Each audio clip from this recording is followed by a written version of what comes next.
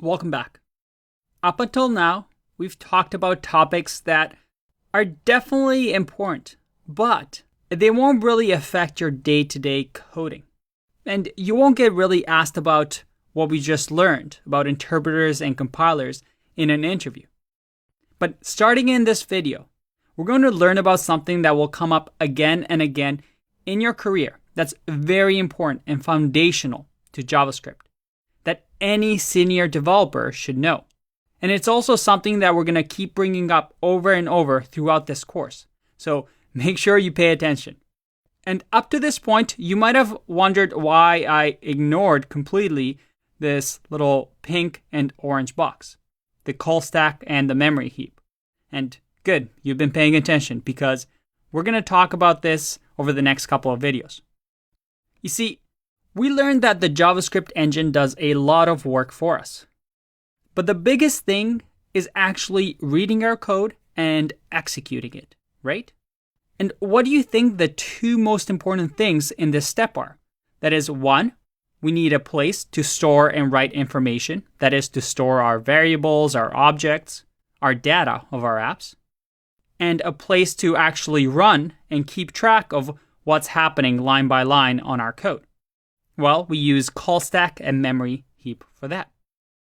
We need the memory heap as a place to store and write information, because at the end of the day, all programs are just read and write operations. That way we have a place to allocate memory, use memory, and release memory, that is to remove it, just like these cupboards over here. And two, with the call stack, we need a place to keep track of where we are in the code so that we can run the code in order.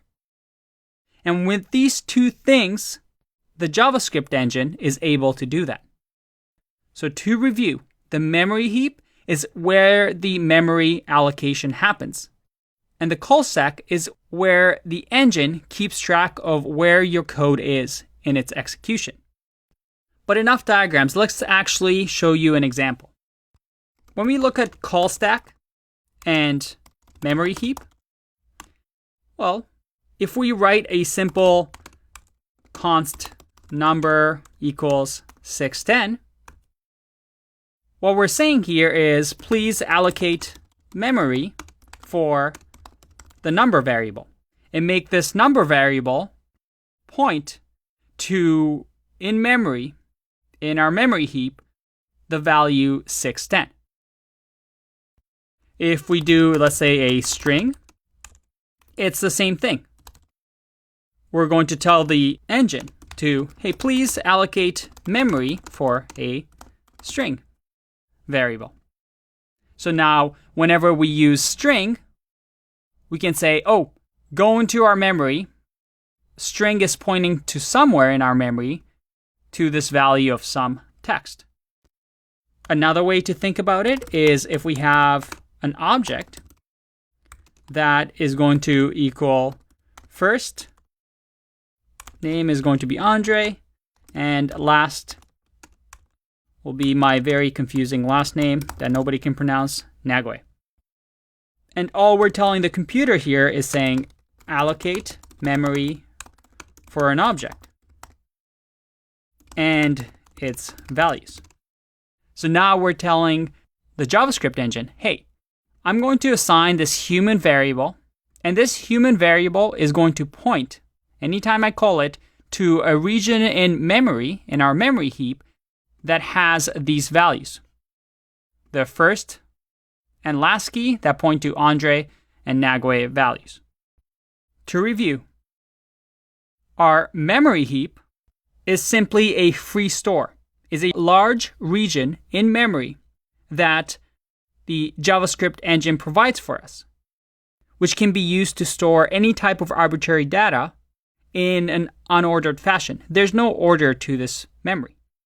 It just allows us to use variables to point to different storage areas, just like a little cupboard here. And a lot of science goes into optimizing the way space is allocated here, but we don't need to worry about that. We know that the engine takes care for us to put data into storage boxes for us. And that's pretty easy, right? Memory heap is not that hard. Just a place for us to store our information. But what about the next one? Call stack. How does that help us? Well, if we go back to our code, let's write some code here and we'll create something very simple. We'll have a function that will be called calculate. And this function will have a sum total that does some random calculation like 4 plus 5. And it's going to return sum total. It's going to return 9. So as we know, this function is going to be allocated to memory so that anytime we call calculate, it's going to look in memory and see, oh yeah, calculate, I have it right here. Here, run this piece of code. And every time we run this code, calculate, we use the call stack. So we can think of call stack as a region in memory which operates in first in, last out mode. What does that mean? Well, when we run calculate, we simply, on our call stack, it's going to just add the calculate function on top of the stack. And after we finish running this function, it's going to remove it. Now, to make this a little bit clearer, let's add another function to here, and then we're actually going to run this in Google Chrome to show you what's happening. I'm going to create another function called subtract 2, and it's going to take a number as a parameter, and we're going to just return num minus 2. Just going to subtract 2. So that in our calculate function, we can just return subtract 2 and give it the sum total. So it's going to subtract 2 from 9. So it should give us 7. Now, let's see how the call stack is going to work when we run this function. I'm going to copy this and go to our Google Chrome developer console. Now, I'm going to click on sources here, and you might have to click on this arrow to go to snippets. And I can just add a new snippet here. And as you can see here on the right-hand side, I have something called call stack that will show us what's happening. If I copy and paste this code, let's see what the call stack does. I'm going to add a debugger statement in here, which is going to pause the execution right here before I write calculate. And let's hit run and see what happens. All right, we've paused our execution, as you can see here, before we've done calculate. So the JavaScript engine has gone through this piece of code. I see that, okay, we've declared our functions. The JavaScript engine knows what subtract 2 and calculate is, and it has some place in memory that it stored this information, but we haven't run anything yet. But on the call stack, I see something called anonymous here that we didn't see before. What is that? Well, that's the global execution context, and it's something that we're going to talk about in the next section. But for now, it's anonymous because there's no name for this file. This is the JavaScript engine saying, hey, I'm running this file. This is the first item on the stack, and the first action that we take is to run this file. If I click on this down arrow, we will see that we get to calculate. That's the next step in the JavaScript engine.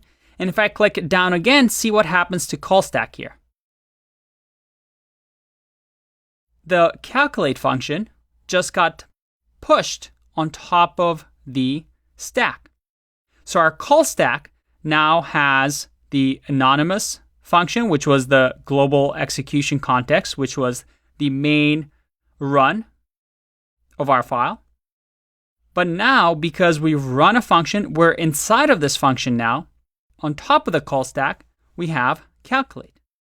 If I go next, I see that I've calculated the sum total, and the next line is going to be subtract 2. See what happens to the call stack here.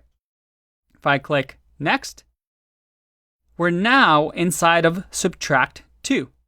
another function was called and we push another item on the stack. Now, here's the interesting part. We are not done with the calculate function, are we? We're still inside of this calculate function, and because this calculate function called subtract2, we're now inside of subtract2. I know, kind of confusing, kind of like Inception, but that's what's happening here. The call stack tells us, hey, right now, where are we in the code? Well, we're at subtract2. Once we're done with subtract2, then we can go back to calculate. And then once we're done with calculate, then we can go back to the global anonymous function, which is what happens in line 11 here once we finish our work. So watch, if I click next, the subtract2 is now going to return num minus 2, and the call stack, the subtract2 gets popped off the call stack. We're now at calculate, and we have sum total, which is 9, and we know what subtract2 is.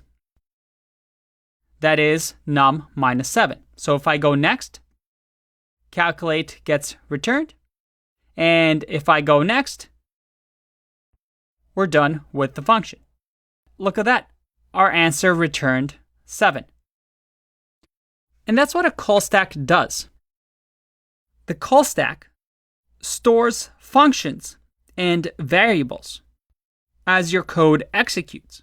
At each entry, state of the stack, also called the stack frame, which is the frame over here, these 3 stacks, allows us to know where we are in the code. And it runs in a first in, last out mode. That is, the first one in is the last one getting popped out.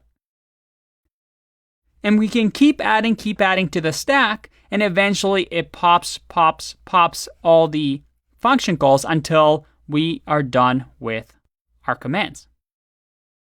And we use the memory heap to actually point to different variables and objects and data that we store so that we know where to look.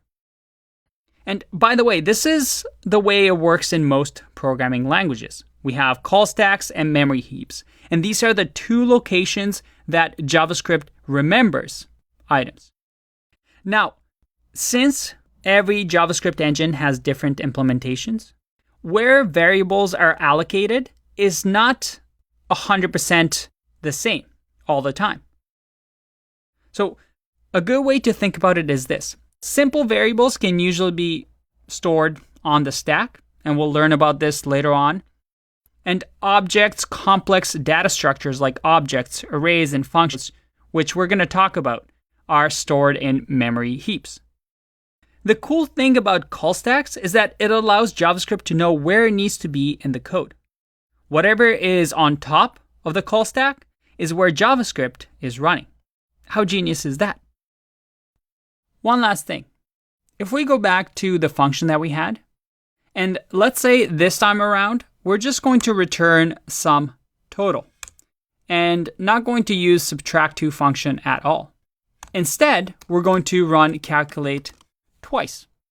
What do you think is going to happen?